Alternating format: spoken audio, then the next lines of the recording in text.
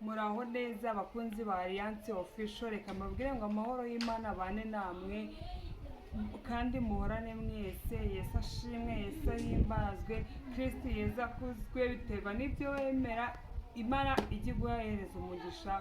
Upfa kuba utari umupagani kandi nawe utarakizwa, ngwino kwa Yesu, ngwino kwa Yesu akuruhure. Ubundi utarakizwa uba ufite ibintu bikuremereye, uba ufite imitwaro kuri wowe. Yego ukiri mu ibyo ngibyo ntabwo wapfa kubimenya, ariko ngwino kwa Yesu akuruhure kuko urarushye. Umuntu wenyine ujya umara agahinda ni Yesu, umuntu ujya umara intimba ni Yesu, umuntu ujya umara ishavu n'agahinda ni Yesu. Ngwino kwa Yesu akuruhure. Amazina yanjye nitwa Bijou Alliance, ndi umukobwa nsengera muri ADPR. Ibirenze ibyo Yesu aduhana umugisha. Suje kandi nshimira mu wowe wakoze subscribe, ugafata umwanya wawe ugakomentinga, ugakora subscribe bikuvuye ku mutima. Ndagira ngo nkubwire ngo Imana iguhereze umugisha, iyo mu ijoro ntijye kwibagirwa. Ni ukuri kw'Imana uko izagendera bari gusengera mu mazi, ni nako izagendera umuntu wafunguye ibyo akayireba, akumva imbaraga z'Imana, akumva ijambo ry'Imana. Ni ukuri kose nawe Imana izajya ikumva. Ubundi Imana ntabwo tuyisanga mu misozi, ahubwo Imana tuyijyana ku musozi. Bishatse kuvuga ngo wowe wizeye gusa, Imana naho ngaho uri yahagera. Naho ngaho waba wicaye, niyo waba wicaye ku gisasiro, upfa kwizera gusa, iyi Mana yahagera. Ahantu hose waba uherereye, upfa kuba wizeye Imana. Ibi bintu by'Imana birakora mw'abantu, ibi bintu by'Imana birakora. Wowe upfa kwizera gusa. Kwizera nta kiguzi bisaba, kwizera nta mafaranga bisaba, nta gishoro bisaba. Wowe ni ukwizera mu mutima wawe, ukizera ko Imana ishoboye byose, ukizera ko Imana igikora. Nibyo byonyine byatuma Imana iza ikururuka ikabana nawe, igakora iby'ubutwari ku buzima bwawe, igakora iby'imbaraga ku buzima bwawe, igakora ibyananiye amaboko y'abana b'abantu, igashobora no guhangana na bya bindi byose byirirwa bikugendaho. Niyo ishoboye guhangana, niyo ishoboye kugenda ikakuburanira nk'ahandi wowe ubona byayobekanye, ahandi umwavu akagera ukabona byanze. Niyo yonyine yazi ikiburanira nk'Imana, niyo yonyine yatuma utsinda. Hari igihe abantu tugira amafaranga tukiringira amaboko y'amafaranga, ariko ndagira ngo nkubwire, hari aho amafaranga atazakora, hari n'aho amafaranga agera bikananirana, hari n'aho amafaranga agera. Kuko umuntu ufite amafaranga ntibyamubuza kugira agahinda, umuntu ufite amafaranga ntibyamubuza kuruha. Iyi Mana yonyine niyo ijya imara agahinda, ikamara umubabaro, ikamara intimba dufite muri twebwe. Izina ry'Imana rihabwa icyubahiro. Ni ukuri kose, niyo twakwizera amaboko y'abaganga, umuganga ntabwo ashobora kuvura agahinda ko mu mutima, never, ntabwo bishoboka. Umuganga hari ibintu adashobora kuvura. Umuganga ntiyaguha ibyishimo, ariko Imana yaguhereza ibyishimo. Skonyu ntiyaguha ibyishimo, ariko Imana yaguhereza ibyishimo. Imana yacu yahabwa icyubahiro. Tugiye kuganira ku magambo y'Imana, ariko reka tubanze dusenge. Byiringiro byacu mutanga bugingo, turagushimye, tugushimye yuko uri Imana ijya ibana natwe, tugushimye kuri Imana ijya iduhagararaho igihe tubona yuko tugiye guseba. Nushimwe yuko ujya uza ukahagarara, ukaba Imana mu ruhande rwacu. Nushimwe yuko ujya uturengera, ugatanga ingabo nyinshi zigapfa ku bwacu. Izina ryawe rishimwe. Tugiye kumva amagambo yawe, nyemerera ubanze utweze, utubabarire gukiranirwa kose watubonyeho. Amagambo yawe reka tubere inkomezi mu gihe nk'iki ngiki, mu gihe cy'ubunyerere. Amagambo yawe azatubera inkomezi mu gihe Mwami Imana tubona ko byatuyobeye. Reka tuzibukire ijambo, uduheshemo gukirizwamo, mu izina rya Yesu Kristo. Bana natwe none n'iteka ryose, amen. Tugiye kuganira amagambo y'Imana ari muri Zaburi ya 35. Zaburi ya Dawidi.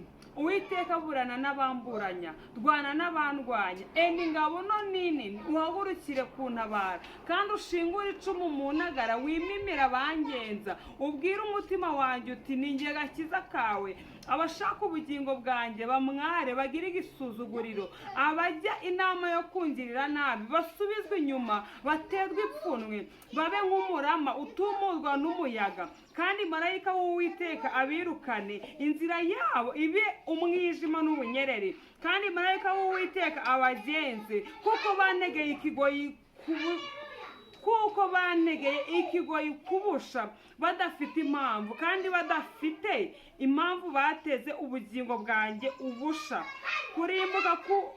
Kurimbuka k'umutungure ikigoyi yateze aba ari we gifata ubwe, akigwemo arimbuke. Nibwo umutima wanjye uzashimira Uwiteka, uzishimira agakiza ke. Imana ishimwe. Dusomye amagambo ari muri Zaburi ibice 35 biravuga ngo Uwiteka we burana n'abamburanya, ngo dwana n'abandwanya, ngo fata ingabo ntoya n'inini, ngo hagurukire kuntabara, ngo abashaka ubugingo bwanjye bakozwe n'isoni bamware. Ndagira ngo nkubwire ngo Uwiteka burane n'abakuburanya, Uwiteka dwane n'abakudwanya. Imana ifata ingabo nini zihagurukire kugutabara, zihagurukire gutsinda ibitero bari kukugabaho izina rya Yesu Kristo. Iyi Mana iburane n'abari kukuburanya, aba bantu bari guhagarara bakagushinja amafuti. Imana igiye kuba gukuraho, igiye gufata ingabo yayo nirangiza ize yikirire finali ku buzima bwawe. Ndagira ngo nkubwire ngo wowe emerera Imana mu mutima wawe, uyihereze karibu, nayo iri buze kwirwanirira kandi irarwana bucece. Iyi Mana igirwana bucece, aho abantu bari kubona byarangiye nibwiza igakina finali ikikorera nk'Imana. Ngo iyi Mana iburane n'abari kukuburanya mu bihe nk'ibi ngibi. Dukeneye umwavoka nk'Uwiteka, kuko twamaze kumenya neza tujya mu rubanza twagura n'abavoka tugatsindwa neza. Ariko ndagira ngo nkubwire ngo iyi Mana yiyizire nk'Imana iburanya abakuburanya, ifata ingabo nini n'intoya, ihagurukire kugutabara. Kuko itagutabaye wasiba, itagutabaye ntabwo urwo rugo warwubaka ngo rukomere. Iyi Mana itakurengeye nta muntu wakurengera. Iyi Mana itakurengeye ubucuruzi byagenda nabi. Iyi Mana itakurengeye ako gahinda kazaguhitana. Iyi Mana itakurengeye ubwo bukonde bwazakubaho karande. Iyi Mana itakurengeye ngo ize yikinire finali abanyamagambo bagufataho ijambo.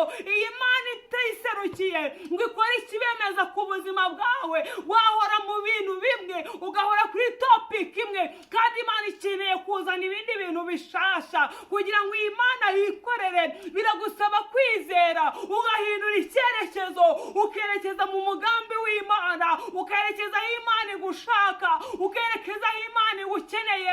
Nibwo iyi Mana izuruka ikagukinira finali, ijya yikinira finali, ibintu bigahinduka, abantu bagatangira kubazanya, bagahindura amagambo, atese n'uriya, atese ni kanaka. Ariko nawe ukwiye kubabwira uti ni njyewe Imana yagiriye neza, ni njyewe Imana yarengeye byayo. Uzababwira uti ni njyewe Imana yakuye ku cavu ikicazanya n'abakomeye. Ni wowe ukwiye gutanga ubuhamya, ni wowe Imana ikeneye kuba umwambasaderi kugira ngo ujye guhamya, kugira ujye kuvuga imirimo n'ibitangaza iyi Mana igikora. Iyi Mana tuyifitiye icyizere, tuyifitiye ibihamya birenze kimwe, birenga bibiri, bitwemeza ko izatugirira neza. Iyi Mana tuyifitiye icyizere. Uhereye uyu munsi Imana ikwiye kukubonamo umundi muntu mushasha. Uhereye uyu munsi Imana ikwiye kukubona nk'umwambasaderi ahantu hose uherereye, ukavuga iyi Mana neza, ukavuga aho Imana yagukuye, ukavuga n'aho ikugejeje. Nibyo biyitera gukomeza gukora, nibyo biyitera gukomeza kugukorera n'ibindi, bitewe n'uko nibyo yaguhaye wagiye gutanga amashimwe. Imana yaciye icyubahiro ngo buranya n'abamburanya, ngo dwana n'abandwanya, ngo fata ingabo nini n'intoya, uhagurukire kuntabara. Iyi Mana ihagurukire ibyari biguhagurukiye. Iyi Mana ihagurukire ibyari bikumenyereye. Iyi Mana ihagurukire amagambo yarakubayeho menshi. Iyi Mana ihagurukire ayiwe umubabaro wari ukuriho. Iyi Mana iguhagurukire inimba n'agahinda wari ufite. Iyi Mana ihagurukire gutotezwa kwari guhari. Iyi Mana ihagurukire intambara wari ufite. Iyi Mana ihagurukire agahinda ko mu mutima wari ufite. Iyi Mana ihaguruke mu izina rya Yesu Kristo. Tugiye gusenga. Mana yacu ishimwe. Ariko nkuburana n'abamburanya, ngo fata ingabo nini n'intoya, uhagurukire kuntabara, uhagurukire kuturengera. Mwami Yesu Kristo, ushoboye byose nta kikunanira, nibwo bumana bwawe mu izina rya Yesu Kristo. Wa Mana we turakwinginze, turakwizeye, amagambo yawe dukoze ku mitima, akoze ku niba y'imitima yacu, ngo uburanye n'abatuburanya mu izina rya Yesu Kristo. Mana dusengeye abarushe n'abaremerewe, baravuze ngo nibaze uzabaruhura. Mwami Mana nabo baraje bafite agahinda kenshi, rekubarengere, rekubatura agahinda mu izina rya Yesu Kristo. Rekudwanye n'ibibarwanya, ubudwayi buri kubarwanya, rekubuhagurukire, inimba n'agahinda rekubihagurukire, gutotezwa rekubihagurukire, ishavu abantu bafite rekubihagurukire mu izina rya Yesu. Ubukode bafite rekubuhagurukire mu izina rya Yesu. Amahoro badafite nta handi bayakura atari muri wowe mu izina rya Yesu Kristo. Uhagurukire ku kibazo cy'ubudwayi mu izina rya Yesu. Abafite ibibazo by'abana rekubihagurukireho mu izina rya Yesu Kristo. Satani wo kubihebesha uwo turamwanze mu izina rya Yesu Kristo. Ni wowe ushoboye byose, ni wowe ushoboye byose. Uri papa w'imfubyi, ukaba umugabo w'abapfakazi, ushoboye gutanga ibiryo ukamara inzara, ugasibanganya inzara mu izina rya Yesu. Ushoboye gukuraho amadivoruse, ukubaka ingo bigakunda mu izina rya Yesu. Ni wowe ushoboye gusana imitima yari itendaburitse, kongera igakomera mu bihe nk'ibi ngibi mu izina rya Yesu. Turakwizeye none n'iteka ryose. Amen.